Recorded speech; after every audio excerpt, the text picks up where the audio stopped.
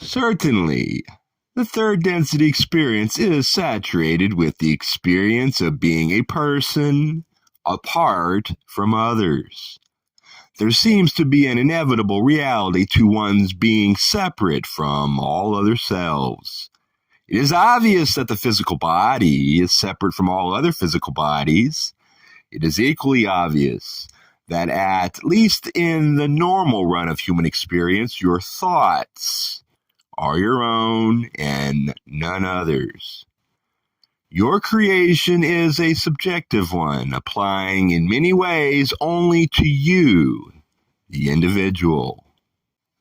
This is not a mistake in design. It is indeed a prominent feature of the system of third density that creates an environment in which the seemingly separate self, viewing all that lies around him, must make choice after choice of how to see his or her environment and how to respond to it. In those cases, the self is the subject, and all other things upon which he looks are the objects. The veil of forgetting lies heavily over third density. It is not a mistake that each individual self is cocooned within his own flesh and bones. It is the way the school of learning works to help you make that choice of polarity. If you knew beyond a shadow of a doubt that both you and that other self upon whom you look and with whom you must interact are two sparks of the same creator, virtually identical in every way, and that you were put here to love that entity, and that entity was put here to love you, there would be no occasion to call upon faith. There would be no occasion to suffer the pangs of isolation, and there would be no reason to go through the fire of catalysts, turning into experience when everything about a situation is known. That situation ceases to be catalytic, and although it is hard to fathom within incarnation, this process of catalysts is one of the big reasons that you choose to incarnate and to undergo the experience of having a life on planet Earth. You came with an agenda for your learning and with a singular agenda for your service. In order to create the proper environment for your learning, you chose challenging relationships.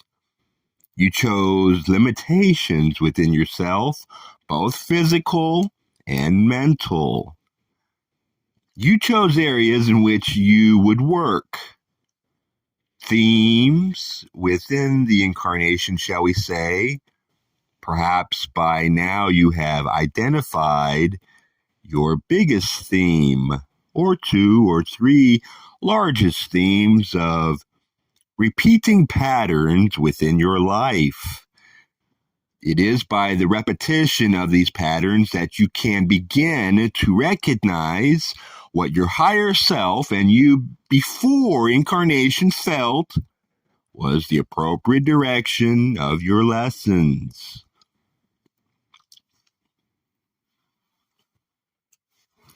What you hoped for in the transformational work of Earth was to shift your system of biases to lessen distortion. You wish to come more into balance in an atmosphere and environment in which there was no guidance but faith. No star to steer by, but hope. No surety, but your own self-confidence that you know who you are and why you are here. It is an efficient design. The environment offers you all you need in order to discover who you are and how you wish to shape your life's journey. In this journey, the subject, yourself, remains separated from the object by that part of the sentence that lies between subject and object, the verb. Ask how one may eliminate the distance between subject and object, and we would say to you that it is when the verb used is love, that the distance between subject and object shrinks. For instance, the neutral sentence might be, the vase on the table holds flowers. The vase is the subject, the flowers are the object, and the action taken is to hold. Taste in your mind the sentence, the vase loves the flowers. Knowing the nature of a vase and the nature of flowers, you might infer that the vase is holding the flowers. Yet, for the vase to love the flowers is for a seemingly inanimate object to come alive and to embrace the flowers, not only with the round smoothness of its opening, but also with its heart. In just such a way, the sentence, I go to work, can be transformed by changing the verb to love. I love work. Suddenly, your heart has been opened with regard to the subject, work. It is so stunningly simple that it escapes rational thought. Further, if you see yourself as love, you see objects about you as love. Then love is loving love. Whatever you do.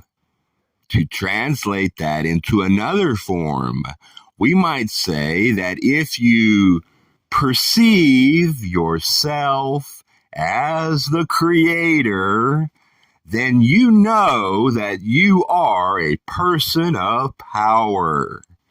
Therefore, your striving can cease. For a powerful person does not need to strive effortfully. If you perceive those about you as the creator, then you know that your relationship is creator to creator. Since the creator is love, then you are love, loving love. Again, the distance between subject and object diminishes. To envision a troublesome other self as the creator is an exercise that anyone is capable of doing. If you attempt to reason with the other self and find that the other self is not capable of rational converse, then you are at a loss, stymied for further action. If you attempt to judge another self, then you are caught in the wheel of karma. And as you judge, so shall you be judged. We say this not to discourage you from analyzing and seeing as clearly as possible each and every situation, each and every relationship. We say this to point out that the mind of the world can take you only so far, whereas the mind of the heart, that consciousness of love, can transform your world into a beautiful place. It can transform the daily grind into a great adventure. Say that you are attempting to deal with a family member that seems to be intractably determined to avoid coming into harmony with you. The challenge then is to re-see that family member, see that entity as the Christ, and watch your defensiveness and anger subside. Now, you are the only one who is aware of this entity's true nature. Certainly, the other self is not. Had the family members seen him or herself as the creator and a being of great love, he or she would not place himself in opposition to you or stand in the way of supporting and encouraging you in everything you do. So, this is your secret. Only you know the true identity of this family member. But since you know, it changes your experience of this entity.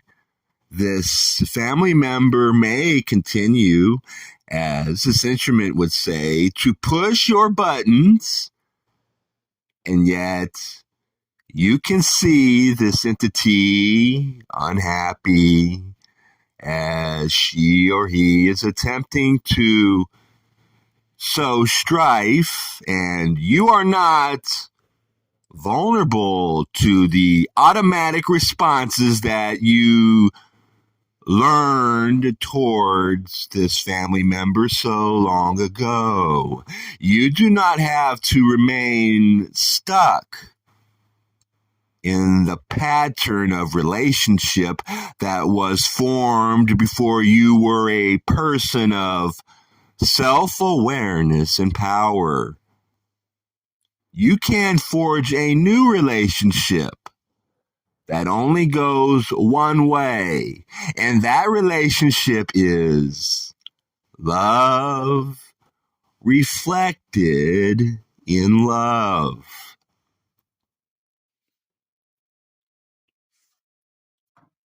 Perhaps the family shall never perceive any difference between the past and the present, and shall not see your transformation into a person of love and power. That does not matter to you. All that matters to you is that you retain the vision of this entity as the Christ and are therefore able to love, encourage, and support this entity in any way that lies within the path of your integrity. His situation may not change. She may never get that which you are offering so freely and lovingly, but your experience shall be greatly improved, for you have chosen to see reality instead of illusion. to dig deep instead of sliding across the surface of life. Those depths are comforting and peaceful, and living in love is healing and joyful. Thusly, little by little, you may, by the way you live your life, create a new world for yourself in which all beings are the Christ, and all actions are those taken in love. We do not suggest a grand program of changing the world in order to achieve a more loving earth world. Rather, we suggest that you confine your work to your own consciousness. That is your true area of adventure and challenge. It is not for nothing that the one who wishes to seek goes into a cave or the asp of a cloistered church or other quiet, forested or retreated places that are dark and that limit the stimuli of the senses. It is very easy for the seeker to become lost in sensations. Your culture is on sensory overload. The more you partake in listening to or watching the mass media, playing the games that the computer experts have created for your entertainment and other ways of distracting the self and keeping the self on the surface of life, the less success you will have in living a lucid and coherent life in faith. We are not suggesting that you refrain completely from spending your time watching your media, listening to the songs and the news and so forth.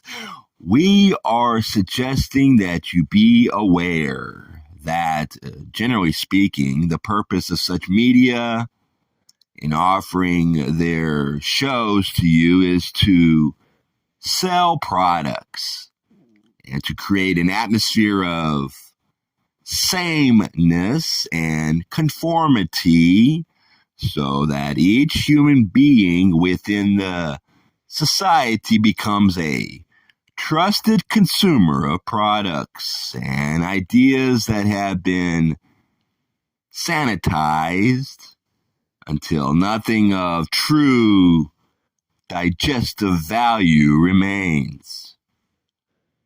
The more of the buzz that you take in, the more it is likely that you will continue to see other selves and objects against which one may have to defend oneself, or with which one may have to be clever and smart in interacting. Blessed is the man, blessed is the woman in your society who is able to greet all with the unspoken but very present awareness that the person to whom he or she is speaking is none less than the Creator. The journey from well-defended isolation and life as a monad to the undefended self with an open heart that senses itself as part of the dance of life is a long one. And indeed, To achieve a total awareness of the unity of all things within incarnation is quite rare. Yet, it is a goal that is clearly a good one, a positive one which shall bring you many blessings as you do the work that it takes to clear your vision of judgment and to allow love to flow into the sometimes unkind and harsh picture that you see with your physical eyes. As always, love is the answer to your question. See yourself as a creature of love. See all other things as creatures of love. And see the action you take towards another self or a situation in general as partaking in unconditional love. Love. Love. Love. Love as a subject. Love as verb. Love as object. These are the practices that shall bring you ever closer to your goal of living in unity in a world of your own making that is a world of love.